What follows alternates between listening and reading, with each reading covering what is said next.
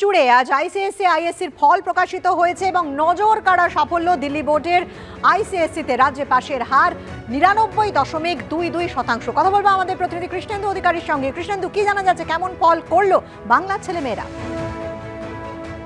দেখো, আজকে দেশ জুড়েই আইসিএসসি এবং আইএসসির ফল প্রকাশিত হয়েছে এবং সেখানে দেখা যাচ্ছে যে পশ্চিমবঙ্গের ছাত্রছাত্রীদের একটা নজর কাড়া ফলাফল। কারণ যারা পরীক্ষা দিয়েছিলেন তাদের 1%-এরও কমও ছাত্রছাত্রী অকৃতকার্য হয়েছেন। 99.22 99.22% ক্লাস দশমের যে আইসিএসসি পরীক্ষা তাতে পাশের হার। আইএসসির ক্ষেত্রে অবশ্যই একটু কম, 97.80 অর্থাৎ 97.8%। এবং গতবারের মতো এবং বিগত ধারাবাহিকতা মেনেই মেয়েরা অর্থাৎ ছাত্রীরা ভালো ফল করেছে ছাত্রদের তুলনায়, সেটা আইসিএসসির ক্ষেত্রেও এবং আইএসসির ক্ষেত্রেও।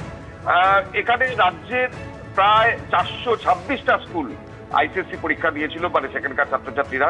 আইএসসির ক্ষেত্রে 320টি স্কুল এবং প্রায় 42,372 জন আইসিএসসি এবং আইএসসি 27,621 জন পরীক্ষার্থী পরীক্ষায় বসেছিল এবং সেখানে দেখা যাচ্ছে অধিকাংশ ছাত্রছাত্রী পাশ করেছেন, মানে 1%-এরও কমও ছাত্রছাত্রী অকৃতকার্য হয়েছে।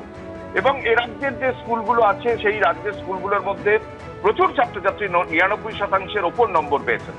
আইএসসির ক্ষেত্রে 99.75% নম্বর পেয়েছেন কলকাতার এক স্কুলের ছাত্রী এবং 99.4, 99.6, 99.2 অধিকাংশ ছাত্রছাত্রী আইসিএসসির ক্ষেত্রে নম্বর পেয়েছেন।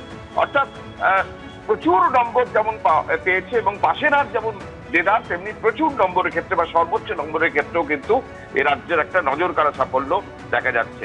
এবারে মেধা তালিকা প্রকাশ করেনি কাউন্সিল আইসিএসসি এবং আইএসসির ক্ষেত্রে, কিন্তু গোটা দেশে দেখা যাচ্ছে 99.4% পাশের হার আইসিএসসির ক্ষেত্রে এবং আইএসসির ক্ষেত্রে 98.19%। পাশের হারে গোটা দেশের সামগ্রিক তুলনায় পশ্চিমবঙ্গ অবশ্য পিছিয়ে, কিন্তু ছাত্রছাত্রীদের স্কুল ভিত্তিক যে রেজাল্ট সেটা কার্যত নজর কাড়া। অনেক ধন্যবাদ কৃষ্ণেন্দু তোমার। আজ অমিত শাহর জোড়া কর্মসূচি রয়েছে রাজ্যে। গতকাল রাতেই তিনি এসে গিয়েছেন রাজ্যে। প্রথমে কৃষ্ণনগরে বিজেপি প্রার্থী অমৃতা রায়ের সমর্থনে রোড শো করবেন অমিত শাহ। এরপর বর্ধমান দুর্গাপুরের প্রার্থী দিলীপ ঘোষের সমর্থনে প্রচার সভা রয়েছে স্বরাষ্ট্রমন্ত্রী।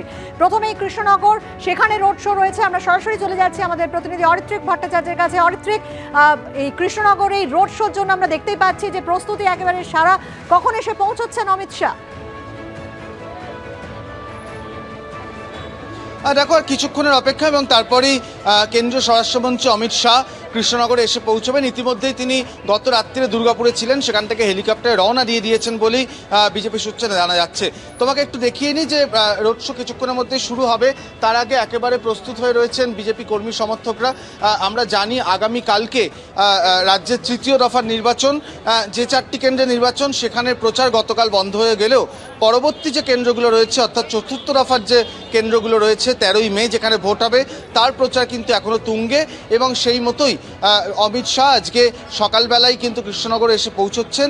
এই মুহূর্তে হসপিটাল সদর মোড় যে মোড়টি রয়েছে সেখান থেকে তারা রোড শোটা শুরু হবে এবং 1-1.5 কিলোমিটার গিয়ে কৃষ্ণনগর টাউনের মধ্যেই রোড শো শেষ হবে। ইতিমধ্যেই প্রার্থী অমৃতা রায় থেকে শুরু করে অন্যান্যরা এসে উপস্থিত হয়েছেন। অমিত শাহ কিছুক্ষণের মধ্যে চলে আসবেন। বিজেপি কর্মী সমর্থকদের মধ্যে একটা উন্মাদনাও লক্ষ্য করা যাচ্ছে। বিশেষ করে বারবার অমিত শাহ এবং নরেন্দ্র মোদী প্রধানমন্ত্রী তারা পশ্চিমবঙ্গে এসছেন।